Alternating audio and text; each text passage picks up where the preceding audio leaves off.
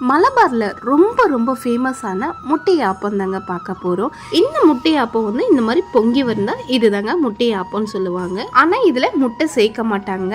இந்த முட்டையாப்பம் எப்படி செய்யறதுன்னு பார்க்கலாமா? இப்போ ஒரு கப் அளவுக்கு பச்சரிசிவை நல்லா ஒரு 3 வாட்டி கழுவிட்டு ஒரு 3 மணி நேரம் ஊற வச்சு எடுத்துக்கலாம். பாருங்க, அரிசி நல்லா ஊறி இருக்கு.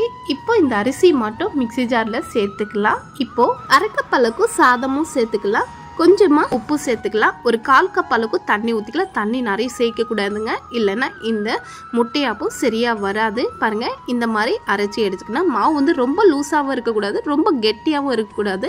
இந்த மாதிரி அரைச்சி எடுத்துக்கினா போதும். இப்போது நல்லா கொதிக்கிற எண்ணெயில் ஒரு கரண்டி அளவுக்கு மாவு ஊற்றிக்கலாம்.